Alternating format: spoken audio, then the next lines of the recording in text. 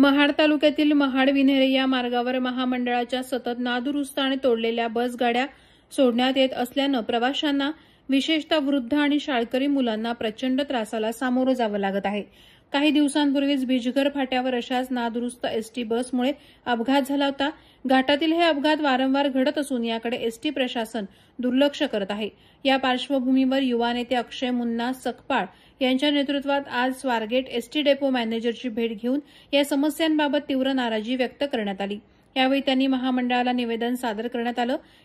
त्यावेळी युवा नेते अक्षय मुन्ना सकपाळ तसंच महेंद्र पवार, विलास खांबे, यश धामणे, अनिकेत शिंदे, शुभम पार्टे, श्रीकांत शिंदे, राम पाटील आदी युवा वर्ग उपस्थित होते।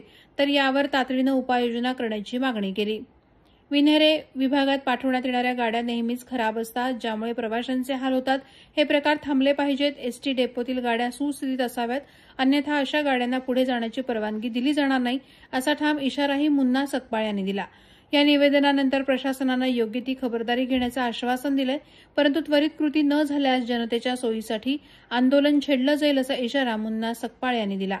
प्रवाशांच्या सुरक्षेचा आणि सोयीसुविधांचा गंभीर प्रश्न उपस्थित करत स्वारगेट डेपो प्रशासनासमोर ठोस भूमिका मांडण्यात आल्यानं आता महामंडळाकडून कोणती पावले उचलली जातात याकडे सर्वांचं लक्ष लागलं आहे।